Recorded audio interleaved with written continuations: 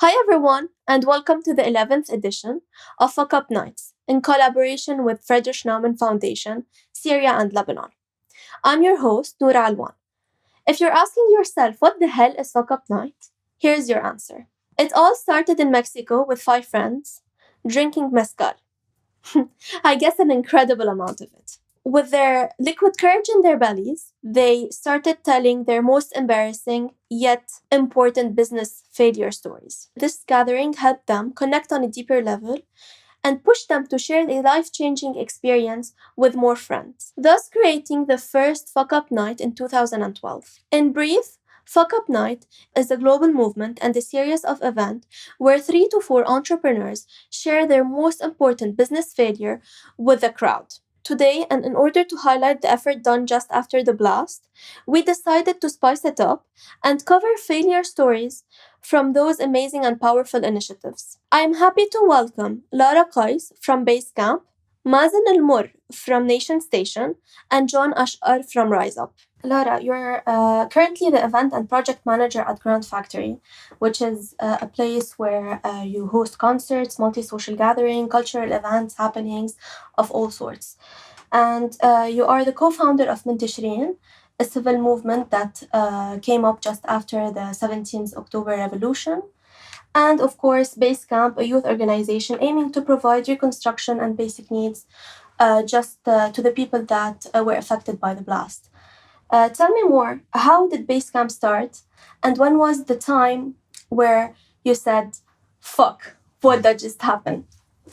Okay, so to give you a bit of a background story on how it started, we were just a group of people that kind of alike. We joined together in a parking lot in Gemaise, and we started brainstorming how we could help and how we could do something. And we ended up being 4 initiatives as part of this group, which were مواطن لبناني, من تشرين, بيتنا بيتك, and Embrace. So each part had a role to play in a way or another, but mainly it was the minds of these people that were behind these groups that came together to sort of organize a relief initiative for the blast victims. And so my talk really is going to be about the don'ts, and I'd like to call it the Starting a Relief Aid Initiative for Dummies. And so there's a few little points that are interesting and things that I would recommend you not do if you ever tried to do an initiative like this. Hopefully you'll never have to do an initiative like this. So first of all, don't start a hotline without a call center. We were so eager to get a number out there. We were like, okay, we need people to be able to contact us, people who are affected, people who can't come down to the camp and give us their information. So we got this number, we bought it, we plastered it online, we plastered it on our entrance. And we realized, okay, first the phone wasn't even plugged in, charged. We didn't have somebody to answer it. And even if we did, the calls were coming in like crazy. And we didn't have enough time to like get through to all of them. It should have been a call center. It should have been split up into lines. This was a mess. So get a call center before you post your number online. 2, get a laptop. I know this sounds silly, but we started with a bunch of volunteers, people coming in one day yes, one day no. Some people had laptops, some people didn't. So when we started the first step of taking database information, people who were affected and what they needed, it was all on paper and pen. And so we realized, that little column on Excel that tells you how many numbers you have, we didn't have that reference. So we realized at some point we have piles and piles of papers of names and numbers. We didn't even know to what capacity we're going to be able to help these people yet. It was a bit of a mess. So I would recommend start with a laptop, use Excel's numeric system, and find out where you're going and what you're trying to achieve. Try to keep your data on track. Exactly. So that would be very helpful, I would suggest. Location. So we thought we had the best location ever. We were right under Skyline in Gemaise. You had a view of the port. You were right next to the blast, really close to all the damage. But unfortunately, when the wind started picking up about a week in, we had glass flying from buildings, and you had pieces of buildings just like soaring everywhere. It was pretty scary at the time, but we got the road closed off. Everyone had to wear helmets for 3 days until we figured out what was going on with the buildings. And so that's not necessarily the best thing, is not being right there in the spot. Also, a second thing to do with the location that was not quite fun was when at some point some smoke started coming out of the port, and we had this huge scare. I don't know if you guys experienced this, the scare that there might be another explosion. So we started evacuating. Like, guys, run, run, run. And I'll never forget this image of a girl holding 2 broomsticks and just running with them, running, trying to get out of there, still hearing the broomsticks, just holding them. And how did you manage the evacuation? We just started telling people, we were trying to be as calm as possible. Like, guys, get out of here, get up as far as you can, go up to Geitawi. There were some people who were in Geitawi by the time we told them, guys, mafishi. They were like hiding in the alleyways. They didn't know what to do. We were all, PTSD is real. And so we had everybody just like running to hide. And thankfully, there was nothing. But so next time I think the location a little bit further away from the blast would have been smarter. Next. How does this whole thing work? So, I mean, we were all really eager to get things done, to really like start making change, start helping people. And you have all these amazing minds, people that started the Mazen el Murr, the people that started Tishin. You have all these really hardworking people, dedicated people. And at some point, you have too many chefs in the kitchen. We had little decisions that we didn't really even clarify. We never sat to refocus and figure out what is it that we're doing here and to what capacity. We couldn't figure out, let's say, opening hours. When does camp open? When does it close? We couldn't agree on things like that. The food that we're getting in, is it just at Basecamp, or are we going to distribute it to houses? To what extent are we fixing homes? Are we fixing all of the doors and the glasses and the windows and everything? Or are we mediators, for example? It was a mess at the beginning, and you had people stepping on people's toes, and it was a bit of a nightmare. But at the end of the day, we figured out slowly, we figured out a formula that worked. We figured out what we're able to do and what not. So regrouping, focusing, figuring out what it is that your initiative does is super important. You said that there were 4 initiatives collaborating together on a single camp. Yes. I believe there were some power struggles in the whole shebang. A little bit, yeah, exactly. Actually, I mean, at one point in time, Beit Nabeitek was really the ones behind the reconstruction and the architecture and engineering thing. And so funds were funding straight to their organization. So that was like a little bit like, okay, wait, are we one organization or are we 4 separate organizations? And this whole struggle between figuring out who's doing what, it was very, very difficult at first. What would be an event that was like really shocking? This where the power struggle really showed up, and you thought that, okay, what's happening over here? How can we go out of this mess? Not to say that everything was smooth, but I can't think of something particular like that. I mean, I guess at the end of the day, it was mainly the issue of funding, where we were just like, okay, how do we make sure that there's complete transparency? How do we make sure that the money that's coming in is going to Basecamp and its initiative and not just one of the 4 entities? This was really difficult, I think, especially when you had big funds coming in and we needed to like act as one and not as 4 different entities. So I can't really think of a particular situation. What about you guys? Regarding the... Okay. No, it's different. And here it was one initiative. It was clear from the beginning. It was Up Lebanon. We're supporting micro and small businesses. Also, it's about managing expectations from each initiative. Like for us, it was about rehabilitation and post-rehabilitation for micro and small businesses. This is where our work will stop. Like after this, we're not responsible neither for the houses, neither for the livelihood. I know we know that maybe we can do some referrals, but other than this, it was clear for us, like this is our scope of work. So definitely small fuck-ups, they add up. I believe with 4 initiatives on the ground on the same Basecamp, they were definitely double work.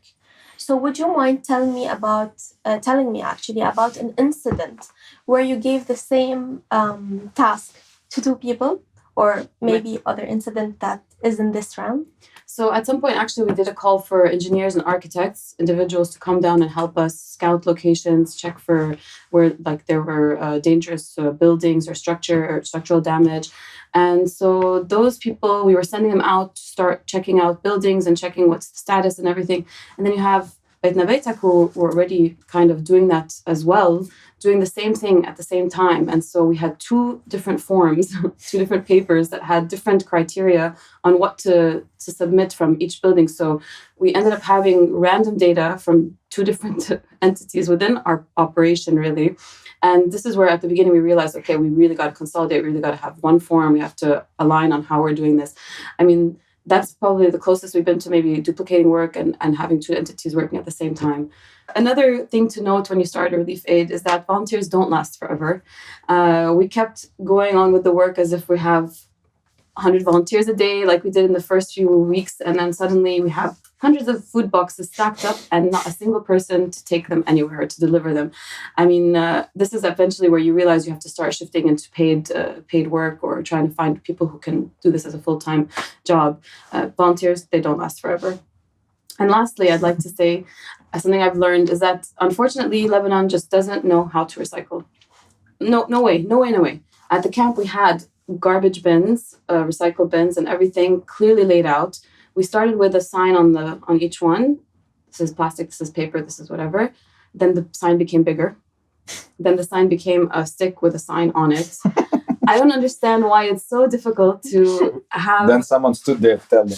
Eventually, we asked a volunteer to stand there and yell at people who were like banana peel in the plastic in the paper in the garbage. Like, guys, how hard is this? It's impossible, really. So that's something. Next time, just a volunteer needs to stand there. And so thankfully our initiative is still running till today. We have so many new things happening. We're doing Basecamp Season, which is a Christmas market with local stores selling products that go to funding the Basecamp initiative. We're doing something soon called Basecamp Sun, which is we're going to support local businesses as well as landscaping and things like that for the Geitawi region. So there's a few things happening, and it's looking really good. It's looking good. How do you think the people listening to us or watching us today would be able to help Basecamp? Well, of course, first and foremost, donations are always welcome. And everything we do is expensive. Things in Lebanon are more expensive than they used to be, and we have to keep funding glass and wood and materials to rebuild homes. Right now, we need scouts to find any more houses that are still damaged, that still haven't been treated or fixed. We're still taking in more names now. Just head down and see if you can volunteer. If you have some free time any afternoon, any few hours, we'll always find something for you to do. That's it. Talk about it as well. Just keep talking about it. Cool. Thank you, Lara, for the very insightful talk. I really enjoyed it, and it was very upgrading to us. Thank you. I'm gonna move to Mazen. So Mazen, you're a restoration architect. Yeah. And you studied in Italy for a few years. You worked there for a few years, and then you moved back to Lebanon in 2018 and worked with Raed Abilama Architects. Yeah. You're the co-founder of Nation Station, which is an initiative as well that is mainly concentrated on relief and rebuilding the houses that were affected by the blast. You told me a few days ago while we were talking on the phone that this initiative was a way to deal with the trauma. Yeah. Tell me more about how did it start, and when was the time where you said, shit, what did I just did? Or what the hell is this decision? Okay. So I live in Geitawi, and at the moment of the blast, I wasn't at home. So when we came from work, me and my wife and my dog as well, was my wife. Fortunately, she wasn't at home because the home was devastated.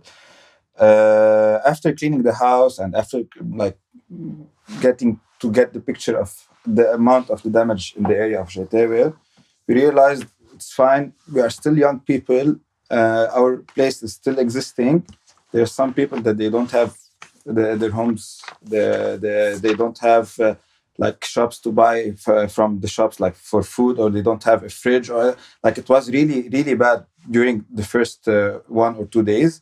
And then John came to me asking me, what do you need for help? So I told him, get some nylon so I can fix my place. And then while we were putting the nylon on the windows, he got this idea of the RiseUp initiative at the Gil Nylon. And then our neighbor came as well to us, and he told us, he's a farmer, he told us, I have some crates of vegetables, let's help people with those vegetables. So we decided to settle ourselves in an abandoned gas station in Geitawi.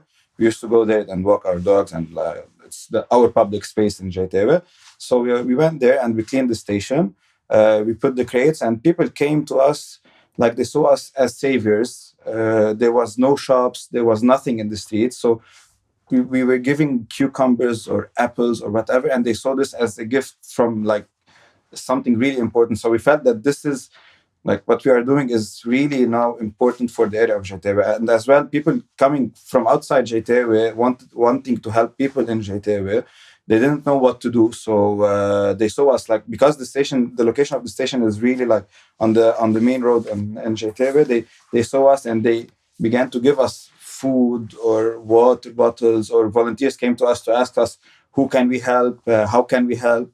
So we felt that there is, like, we have to be a focal point for the people who wanted to help Geitawi and to help the people in Geitawi.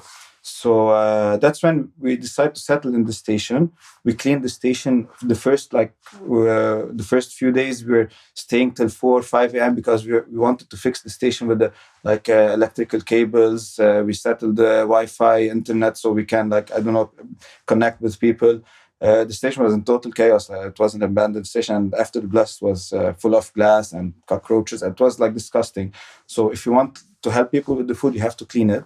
So the first few days we're just setting up the station to be able to help the people, and then those few in the beginning of Nation Station. There was a huge amount of people coming to us. Like on a daily basis, we had more than 100, 150 volunteers coming to us. But the first days, people were giving a lot as well. So we were able to cover the food, sandwiches for volunteers, sending hot meals to the people in Geitawi, and food boxes as well. Like they used to come in boxes already packed, or in huge amounts of Nutella or cheese, or like the abundance of help in that period was high. So we felt like, okay, we can continue doing this for a longer period of time. And then after the second week, suddenly this kind of help was going down, and then we realized that we were not able to help as much as we were helping in the beginning. And as well, when we were helping in the first few days, we were helping anyone who came to us. Like some people came from Jazin, from Saida, from I don't know where. I want to register my name. I want to be I want a food box. And then we realized, okay, we cannot help all the people. We should help a specific. We should limit ourselves. And then we decided to limit ourselves to the area of Geitawi. We printed a map, a Google map, and we traced a contour on the map. So this is the area we were helping. And then we began registering names in the station. And when we started doing this, by hand as Basecamp, they started doing this, registering a name and a number. We realized it's not efficient, and even people, they can lie about this. They can come from wherever and tell you, okay, I want the food box. Here's my name and here's my identity. Some of them, they are already used to this, so they come directly with their documents and everything. Okay, register me and give me a food box, give me a bag of diapers, give me whatever. So then we realized, okay, we cannot continue like this, because the amount of work we were doing at that time was bigger than that we can do. So we decided to do assessments in the area that we did this contour, and then we couldn't know how to deal with it, because in Lebanon there's no urban planning. You cannot tell a guy go to via Sirso number 10. There's no such thing. So you have to use or Google Maps, Google Pin, or you have to be with someone from the area telling you that this is building Michel Basile building, or I don't know what. So walking around Geitawi was not easy for people coming from outside. So what we decided to do is, the night before, every night when we finish all the operational stuff in the station, a guy or a couple of guys from the station who live in Geitawi, they go scout the buildings, they do Google pins, and this Google pin goes on not Google Maps, on Google My Map, which is an upgraded version of Google Maps, where you can put layers on the pin. And this pin has inside of it information about the building, how many floors and how many apartments, and a small description about the entrance of the building. Because as you know as well, that the Google Maps, if you go on the pin and you there's 10 buildings around you, you don't know which entrance it is. So a small description of the entrance. So the next day, when a volunteer wants to go to assess the specific place or specific apartment, just you send him this Google pin, and then he can walk freely, as if he was from Geitawi and do the assessment with the form. So talking about the forms, when we started doing the assessments, it was we were using Google Forms, which is pretty awesome that you have this access on Google, free access for this. But then we realized that because we were helping like a relatively big area in Geitawi, we reached like 700 households on a Google on Excel sheet. Like a Google Excel is the same structure as Excel.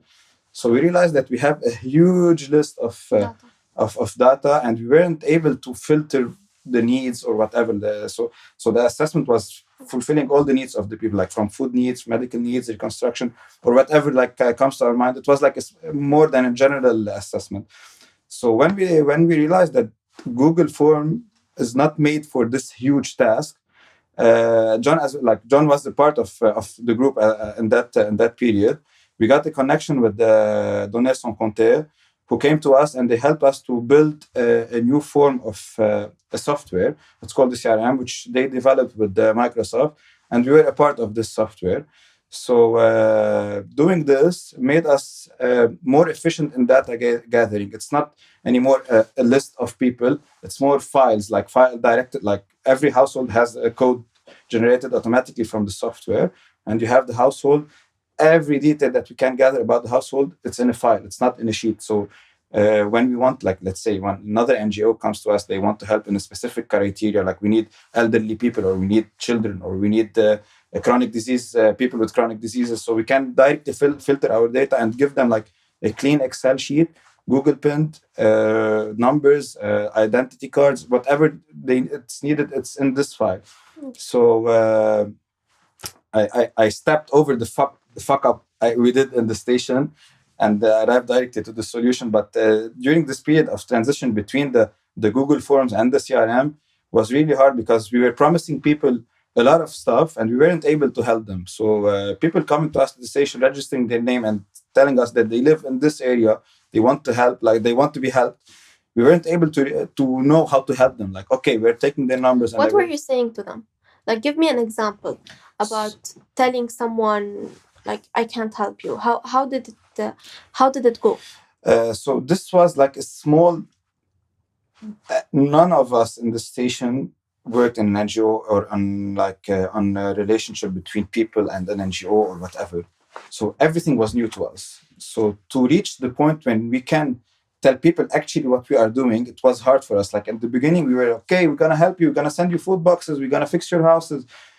We weren't able to do any of this, but we were living this illusion that we were able to do this. But in fact, there was nothing like in our hands to help them directly from us. We were waiting for other people to give us the donation and then to redirect those donations to the houses.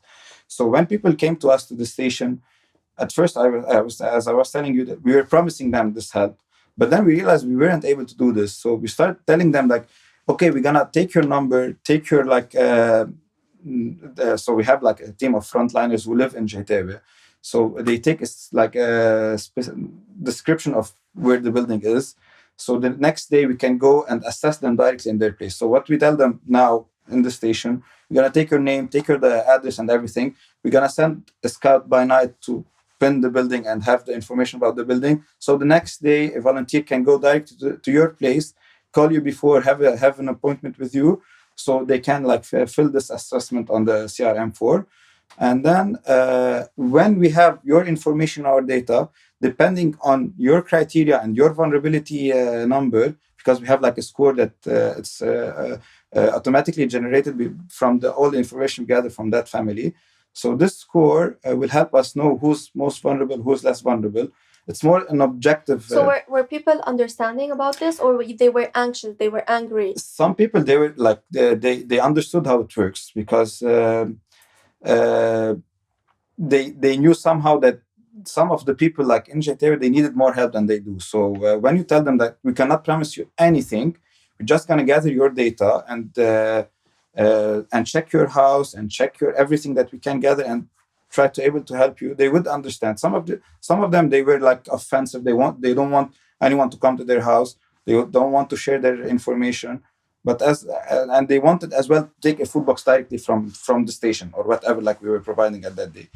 So the response from the people, some of them, they became like a family from Wood Nation Station. Some of them, they still like have this wall between the people helping and them.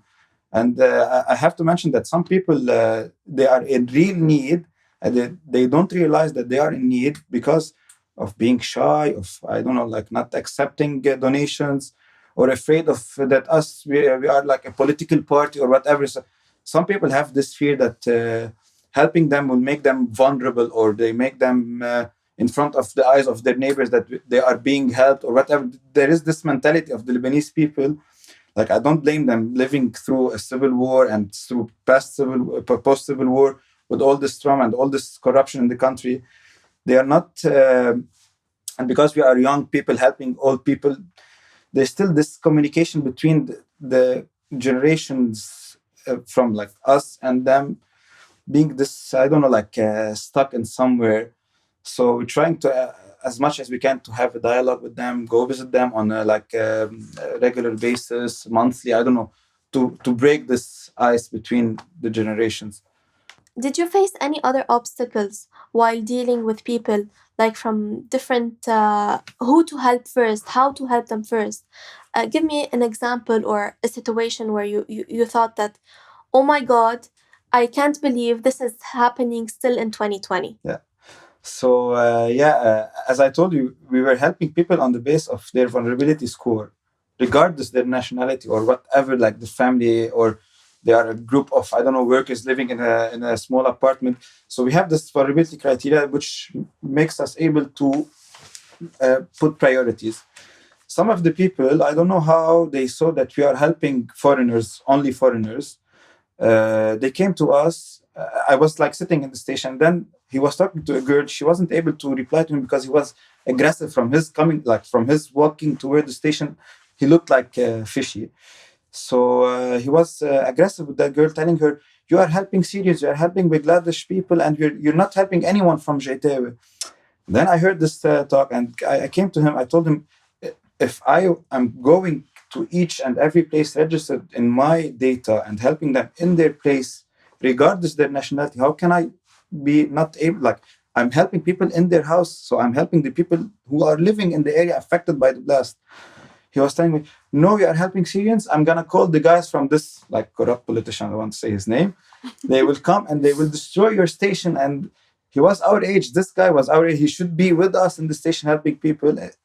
But he decided to be from the other side of the station, harassing us.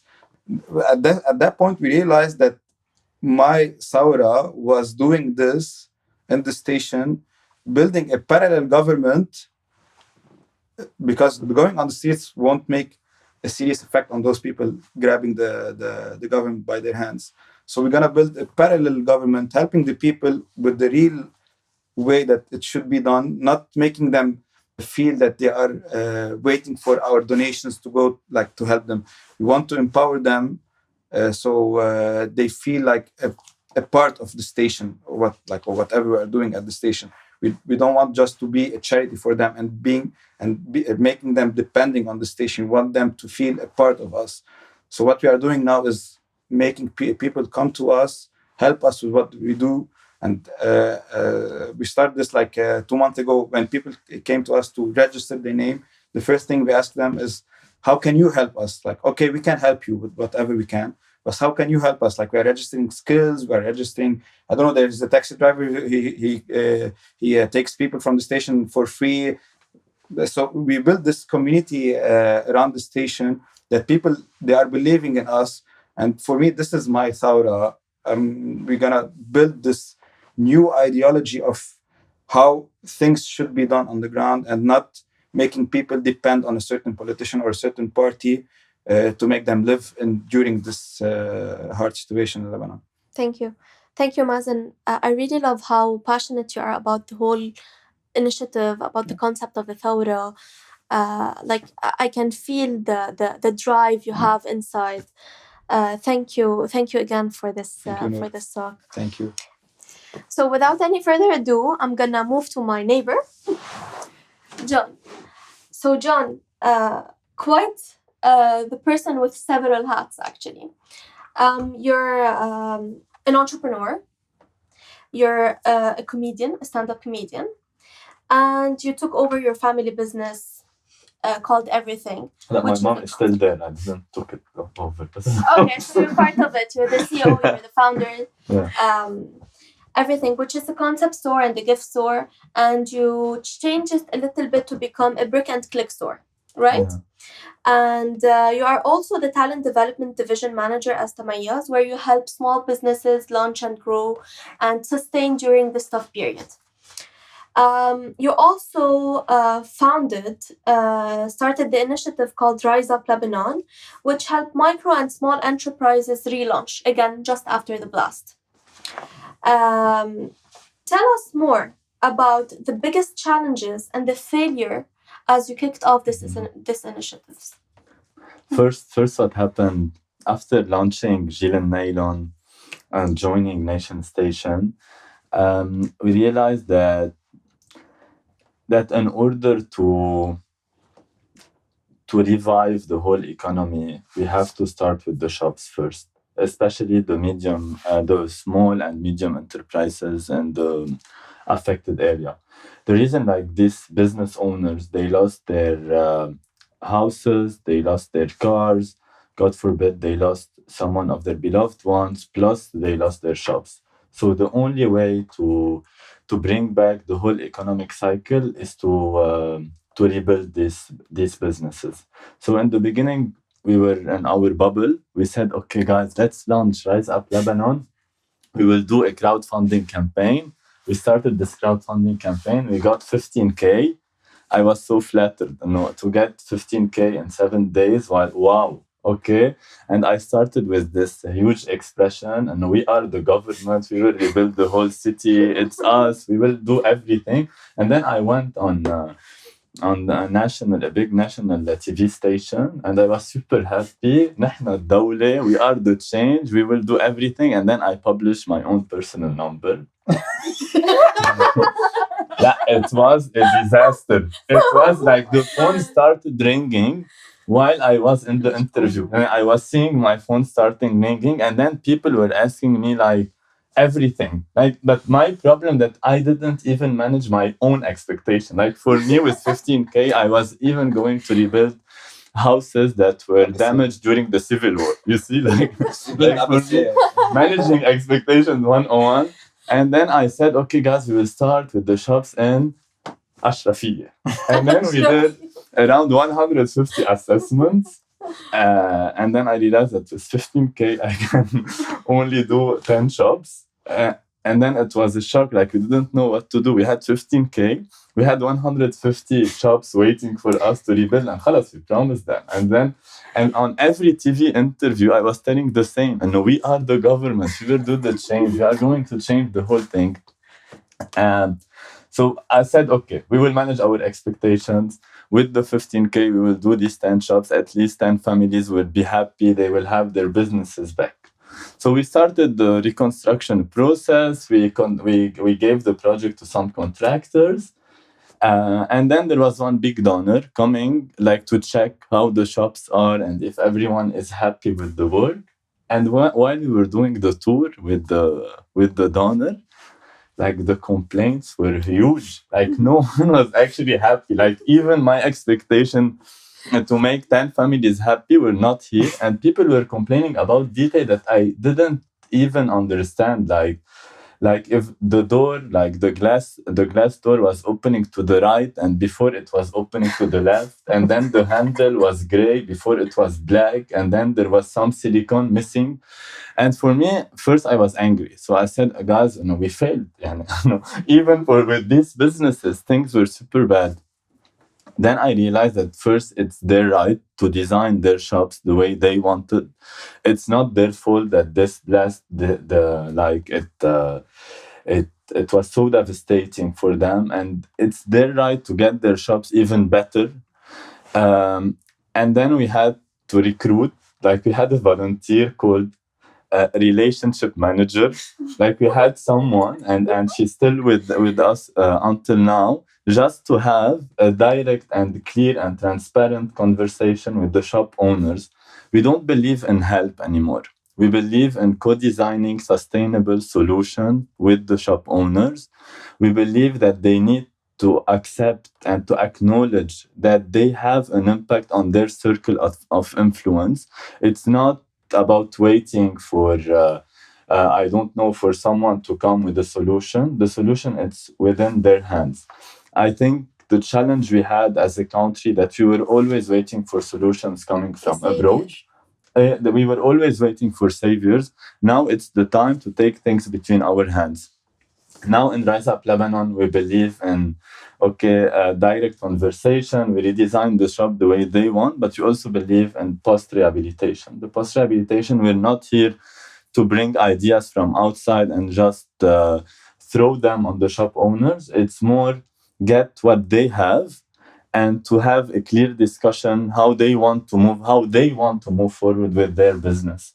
We believe also in small wins. So it's not about doing a huge urbanization of the whole city. It's about bringing one new customer per day to Tansual shop.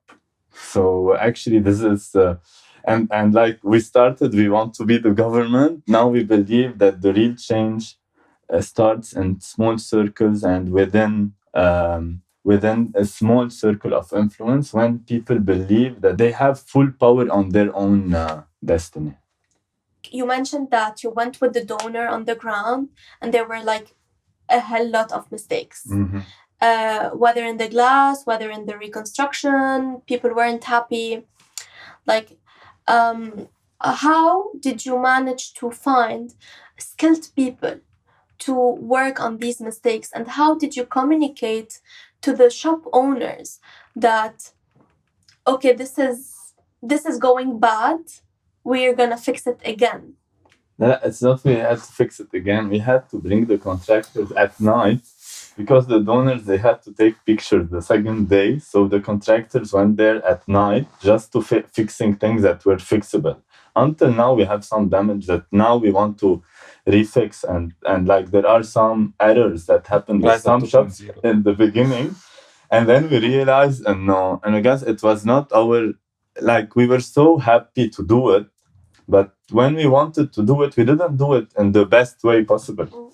And then we realized this is why we need architects on board. So now we have architects on board, we have relationship manager, now we do proper vetting for our contractor. There are many layers, but this is everything. Like also what the guys mentioned, that we were learning by doing. It was not something, even if some of us had experiences in NGOs, we never witnessed in any country of the world all these layers of the crisis in the same months or in the same amount of time. It was beyond our expectation. Only to deal with the difference of price, difference in the exchange rate, you needed a whole financial team doing the calculation. How did you communicate this to the donor?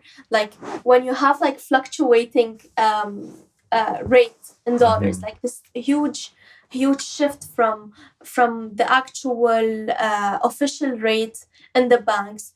That's what this rate where the actual donor knows about, which is the 1,500 to $1.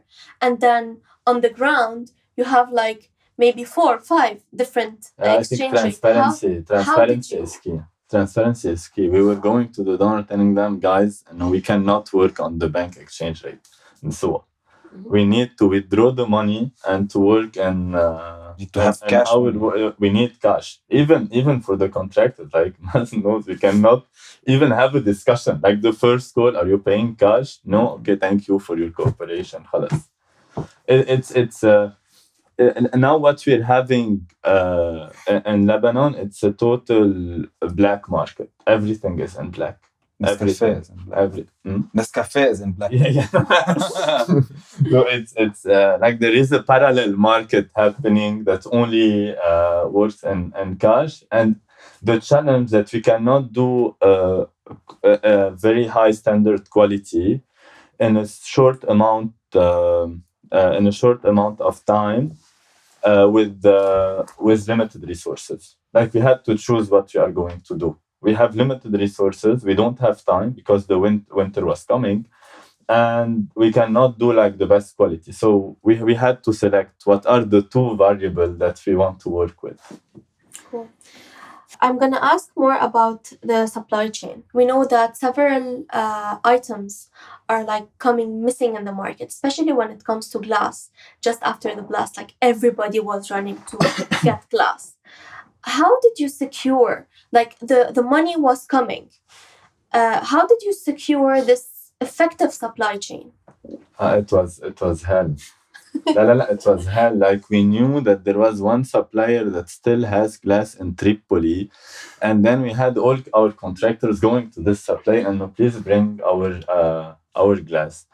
It was hell. We had to pay more sometimes. We had to stay at night, like making sure that the contractor went there and he made his order. I think also it was unfair. Also, the pricing was unfair, and I think now we know exactly who are the suppliers that they had this halal profit, and who are the suppliers. Like, I don't think they will remain in the market. I think now we all know the name of the supplier who took advantage of the situation, and they managed to make a lot of money out of this. And it was bad. It was really harmful for us. It was harmful. Yeah. But I will talk about another supply chain. I think one, we cannot say it's an opportunity for us, but what happened out of this crisis, that there are many Lebanese manufacturers that they are operating again. It's not about glass. Glass, it might be difficult a little bit, but there are hundreds of other businesses that goes in the food supply chain, that go in the industry supply chain, and the wood. Like, also, you mentioned my business earlier. Everything we learned during this crisis, that the economy was based on something fake, and now we're remodeling the whole economy. This is where we are actually the government, because this was the role of the government. And this is also happening with small businesses, that we're co-designing solutions with them in the affected area. Like now, if you have a crepe, if you sell pancakes, now you need to find 100% local ingredients, so you cannot pay the price of the fluctuation of the US dollar exchange rate. So it's happening. It's happening. The whole economy is being remodeled in a way that is more sustainable for us. We were not lucky that I think it will need 5 years, but 5 years from now, things definitely will get better. Yeah. I'm going to ask a common question to all of you regarding the donations. I believe that some donations were sent from abroad, like from people outside Lebanon. Could be international foundations or other entities, embassies maybe, I don't know. We all know that the banks are having some weird, outrageous restrictions. So how did you deal with the banks? Like, was it hard? Was it easy? Did you have some challenges over there? We definitely had a few challenges first in deciding which account the money goes to. That was the first question mark. But I guess at some point when we had a bit of difficulty with large sums, or at least at the beginning, trying to justify why we're taking this money or getting the money approved to begin with, we started getting creative. We did crypto donations, actually, because that's the only thing you can withdraw as cash. We were able to, I don't remember the total sum at the time, but it was a good significant amount to get us going. There was a lot of cash donations, people like little kids coming in with their moms, like, hey, here's like 400,000 or something. It was cute. So, we got them left, right, and center. However you could, we'd take it. We're like, yes, money. And so you should have put your bank account, not your phone number.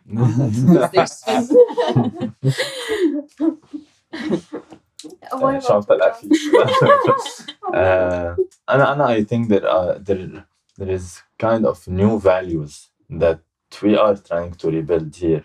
Like, first, accountability. Second, transparency. Third, dedication.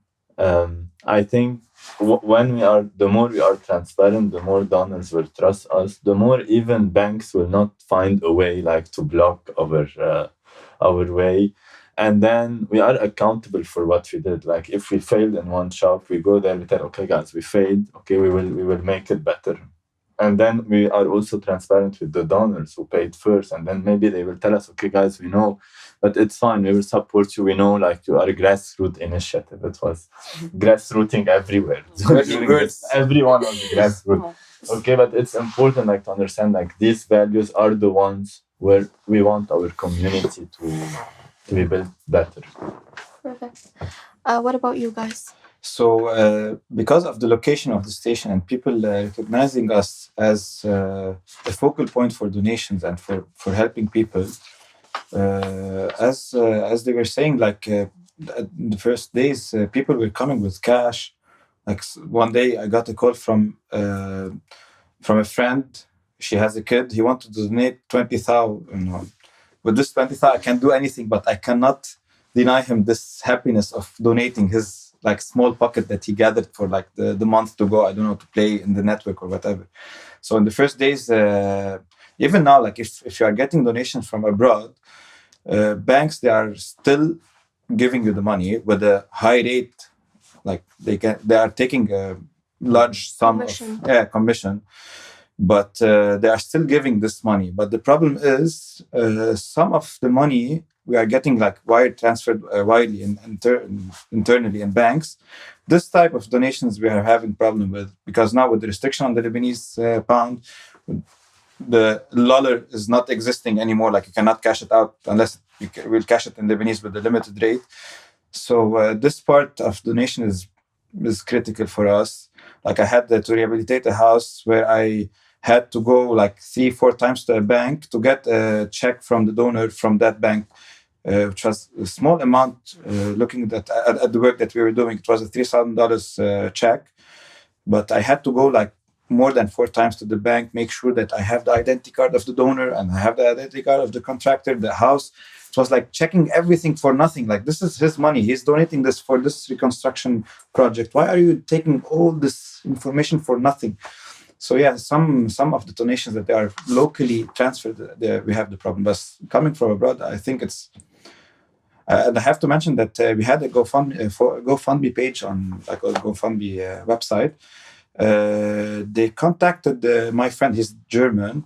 They contacted him from the website, telling him, "Why are you funding something in Lebanon?" They have some sort of controlling the money coming to Lebanon. So this made us a bit worried about the GoFundMe page, because they called him, make sure that the money is going to this initiative. They are not washing money or whatever. Like, they were super, they sent an email to fill all the information needed about Nation Station, the people in the Nation Station, if you are a grassroots registered. So people from abroad as well, they are recognizing that Lebanon is not a safe country to make money go in because of our reputation, and thanks to our politicians for that. Thank you. They ruined the reputation for a whole nation. For a whole nation. Today, our listener, how do you think our listener could help Nation Station? As for like our station and Basecamp, they are really like moving in parallel. So having volunteers is the first thing. Like a human asset in the station is really important. Money, welcome whenever, whatever, how much, doesn't matter. So I will add my number, and you can see on the screen below. So we still have the GoFundMe page. It's gonna be cashed out in the next few months, but they can still go on the Instagram page, and they will be redirected to the GoFundMe page. And as well, we have our website. They can check all the work that we are doing. Now we are shifting from being a relief station to to be more a community-based project, a community hub, where we have to like make projects to empower the people of the community and to improve their. So whatever project that anyone has in his mind, they can come to us and implement. We can implement the project in Geitawi. So this kind of donations as well welcomed. Like ideas are welcomed in the station. Thank as well. you. What about RiseUp? How can our listeners or viewers can help? RiseUp, it's a little bit different. Now, since we're co-designing solutions, we need more consultants on board, coaches on board. Now we work under different grants that are supporting special programs, like the grant we had with Frederick Naumann Foundation.